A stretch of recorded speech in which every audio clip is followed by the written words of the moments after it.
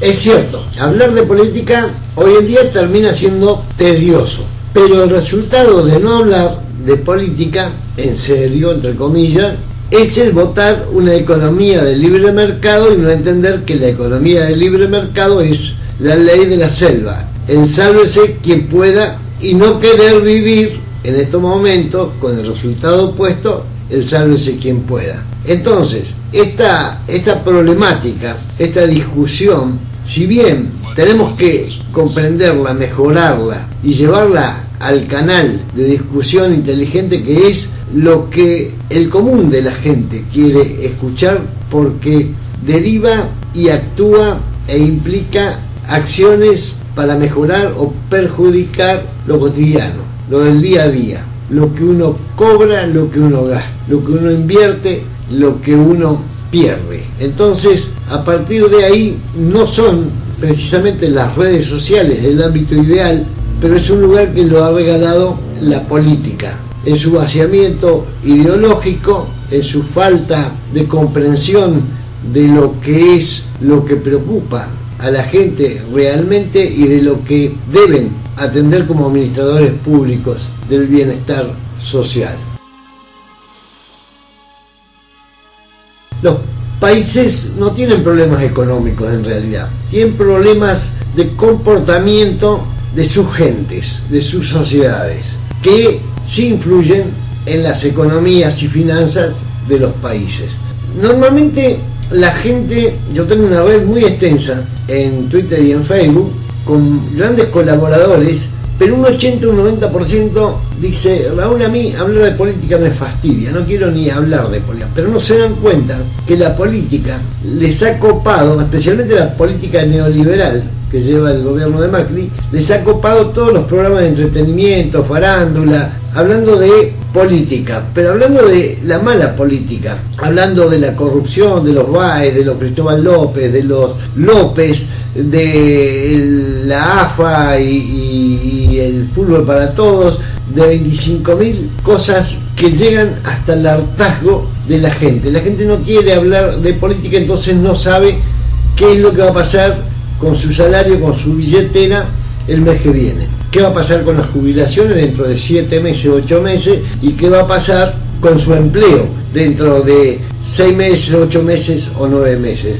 Y la realidad es que todo es política, y la política necesita que todos los actores lean, y aunque uno no escriba y no hable en las redes, pero si lee, si está informado y se entera y actúa en consecuencia de lo que lee, actúa y razona y saca conclusiones, la cosa cambia, la cosa empieza a ponerse en términos reales. Les recuerdo que la palabra idiota viene del griego, y hace muchos años, cuando se pasó al castellano, se tomó una frase griega para significarla, para darle sentido semántico en el término idiota, pero en realidad significaba gente que no se preocupa y ocupa por las cuestiones públicas. En realidad, los senadores griegos en aquel momento se desesperaban, como muchos hoy, por los asuntos públicos que tenían consecuencias públicas. Entonces, no era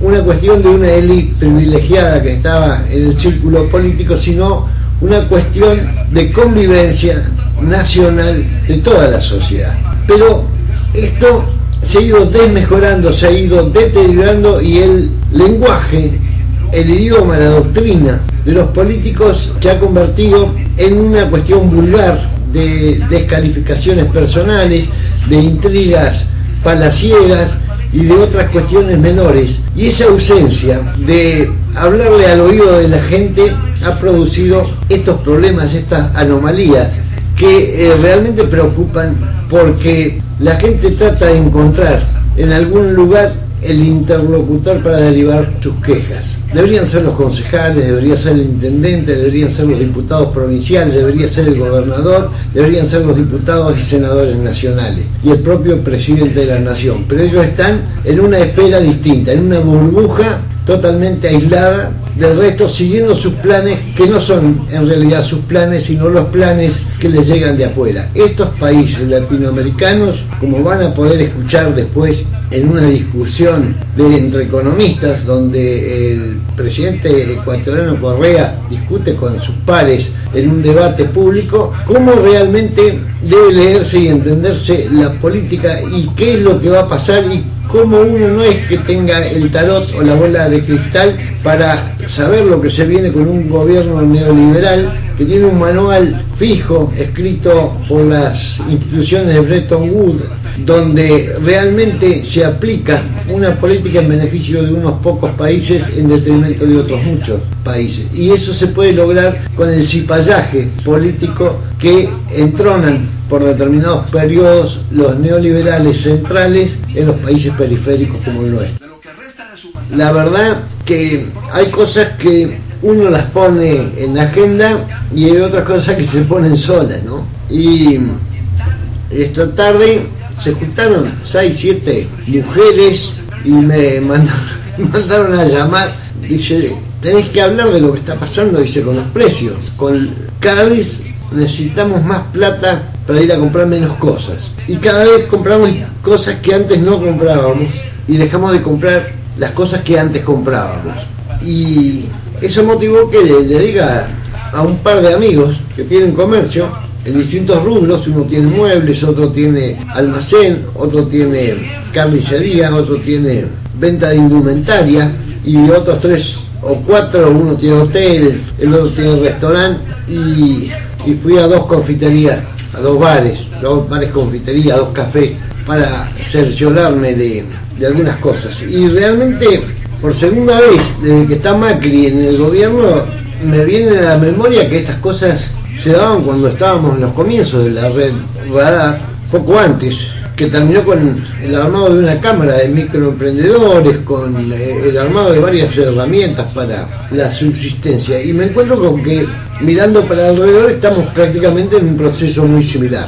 Miren, en el gobierno, maestro en la gobernación, y la realidad entre el Leu era una historia que se está repitiendo, que se vuelve a repetir hoy.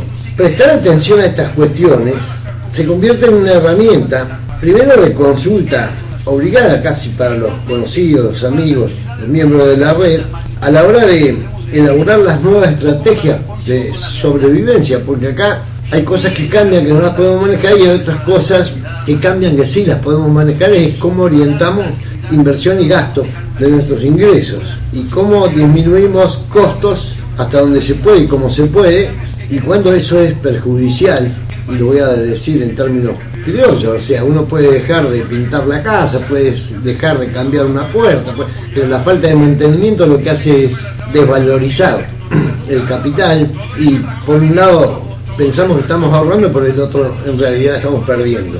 Las novedades de hoy con respecto a lo que fue la otra cruzada neoliberal es que esta vez también se incluyen algunas novedades en las determinaciones de compra, como en el caso de los teléfonos celulares, que rompen todas las barreras de los pronósticos. Voy a decir, yo con un ingreso o sin ingreso fijo de ninguna forma compraría un teléfono celular y me metería en un abono, pero hoy gente que vive un plan social está más desesperada mirando lo que escribe en el telefonito celular que en lo que pasa en las góndolas del supermercado. Entonces estas cuestiones nos llevan un poquito a la reflexión, y este índice, otra cosa que se repiten es el cómo reaccionaron, por ejemplo, algunos reconversiones de negocios que se proponen como riesgosos o como dispuestos a dar pérdida durante 4, 5, 6 años, los próximos 4, 5, 6 años, se reconvierten, se vacían, se salen del sector, y a dónde se van, y se van al agronegocio, o al negocio inmobiliario, porque realmente esas son decisiones estratégicas de los que manejan determinado nivel de plata. También el sector más jodido de los últimos 12, 14 años, que es el de la carne, el del campo y de la carne, hoy está en un estancamiento donde las penas son de los ganaderos y las vaquitas ya son ajenas y a mal precio. Y en la carnicería los ciudadanos del mercado argentino pagan carísimo lo que no se corresponde con la calidad si vamos a comparar en los últimos 12 años de gobierno. Y esto no es una cuestión que uno lo haga en forma partidaria, sino un análisis político de para dónde juega, para qué camiseta patea este gobierno en detrimento de quién, sobre todo de quienes lo votaron. Porque por supuesto lo que sabíamos, lo que representaba el gobierno de Macri, eventual gobierno de Macri, ya sabíamos, le decíamos reiteradas veces lo que pasaba en el archivo de Bariloche, ya sabíamos lo que iba a venir. De hecho, estamos haciendo, pero lo que no es admisible es que un gobernador o que un intendente o que concejales y diputados provinciales y nacionales estén en el limbo, mirando para otro lado, porque obviamente que a todo el mundo nos llega esto, pero a algunos nos lastima más y a otros nos lastima menos, depende del lugar en donde. Y algunos actores vuelven a repetir las mismas maniobras, como el grupo Clarín y sus eternas batallas, que aprovechan de estos ambientes negativos para la gran mayoría, pero positivos para las inversiones depreciadas de elementos que son sí fundamentales, sobre todo para poner presidentes como Macri. Este tema lo vamos a desarrollar, si quieren les digo más o menos ya el borrador que venimos haciendo, pero para tratarlo. Pero tengo que encontrar los especialistas en mi red para abordar cada tema, porque hoy es imposible hablar de la hotelería, la gastronomía, porque vamos dispuestos a una mesa para escuchar el lamento, el lloro y el... Pero qué casualidad que en la campaña electoral y hasta después del resultado de las elecciones, lo que se decía, los contenidos eran otros. De fondo les puse un debate económico que me encantaría que lo busquen a ver si lo pueden encontrar, porque sé que se grabó, porque ese canal graba todo, lo que no sé si está en YouTube, pero es el debate económico en Ecuador entre Correa y otros economistas neoliberales, porque no tiene desperdicio a la hora de encontrar cuál es el nudo gordiano de la raíz de estas actitudes. Para el ama de casa, para las 6 amas de casa de la cuadra, que se lamentaban de lo que habían gastado en su tour por los supermercados de Trelew, y el discurso del gabinete completo de Macri, la diferencia es abismal. La economía de la billetera es simple y concisa. La dialéctica del grupo económico neoliberal es otra cosa, y es otro idioma. Nos vamos a encontrar en la transmisión de 2 horas el sábado a la tarde de Radio Cámara, y síganos también en Facebook y en Twitter, por supuesto, en @calafate, y el Twitter de Guidanotti, @pensandoempresa. Por eso sostengo que la crisis que vivimos ha sido causada por un conjunto de políticas que debilitaron la situación del país para absorber cualquier shock externo. Que esa crisis es grave, ya estoy acostumbrado cuando me enfrento a personas del sector público a decir que no estoy diciendo lo correcto. Me dijeron en junio y la caída de los depósitos demuestra que dije la verdad. Hoy digo que la recesión va a ser muy seria, que muchas empresas van a cerrar, que va a haber desempleo y que eso afecta a los más pobres. Muy bien. Presidente, en Grecia, con una recesión de 6 años, no son los ricos los que están afectados, son los pobres. Y en Puerto Rico, con 9 años de recesión también. Son países sin moneda propia. Cuando una recesión se entra a un país sin moneda propia, puede traer consecuencias muy graves. A mí me preocupa el Ecuador. Las soluciones las di en una conferencia en la UES. Está publicada 21 cosas sobre las cuales se puede pensar. No he dejado de dar soluciones. Titularizaciones, apertura de inversión, venta de activos, atracción a la inversión para los proyectos que debieron haber sido hechos con inversión extranjera. Muchas cosas he dicho ahí y las seguiré diciendo en los próximos meses, como es mi obligación para evitar que el país entre en una crisis más grave. Comentario final, señor presidente. Una acotación yo quisiera nada más hacerle una pregunta para concluir este programa. A lo Ramiro, ahora que no me interrumpa, ¿no? Él habló de un solo discurso del gobierno y mostró un papel de Semplade que critica la alianza público-privada. No me interrumpa, no sea malito. Entonces, el bloque, la ley fue de 8 artículos, salieron como 30. Eso se llama democracia. Todo el mundo tiene derecho a opinar, pero ni siquiera es el equipo económico que hizo la ley, sino el equipo productivo. Hasta en eso hay imprecisión. Y se dijo que de acuerdo a ese dato, todo el mundo está terrible, la crisis. Esta es la encuesta de la Timbarómetro, hecha en septiembre de este año, ¿no? ¿Cómo calificaría en general la situación económica actual del país? Diría usted que es muy buena, buena, regular, malo, muy mala, ¿no? Uruguay en primer lugar 47%, Ecuador 41%, promedio de América Latina apenas el 20%, los indicadores han bajado en toda América Latina. Esta ha sido una encuesta seria. No utilicen psicología proyectiva, no quieren decir al resto lo que ustedes sienten o lo que quieren, lo que temen que ocurra o lo que quieren que ocurra para validar sus modelos. Vamos a ver si hay una recesión larga, duradera. No ha llegado a comprar hasta con Grecia. Por favor, Alberto, Grecia tiene 160% de deuda pública, nosotros tenemos 33, 34%. ¿Cómo podemos comparar la situación del Ecuador con Grecia? Por favor. Y es cierto que conozco a Alberto Bajic, sé que es un hombre honesto y tuvo una persecución miserable, ¿no? Y yo, ojalá me conozca un poco también, Alberto, no soporto las injusticias, ¿no? La injusticia que se comete a un hombre es la injusticia que se comete a toda la humanidad. No logramos, gracias a Dios, solucionar ese problema, pero también sé que eres, con recta intención probablemente, pero un poco fundamentalista, mi querido Alberto. Somos a lo mejor. Probablemente, pero por ejemplo, la fijación con el Fondo Monetario, la fijación con la inversión extranjera directa, si la inversión extranjera directa fuera la solución a todos los males, más aún en dolarización que ha dicho que es recontra necesaria, ¿cómo la convertible esta YUP si tuvo Argentina un pocotón de inversión extranjera directa? Los problemas están por otro lado, se están equivocando en eso, ¿no?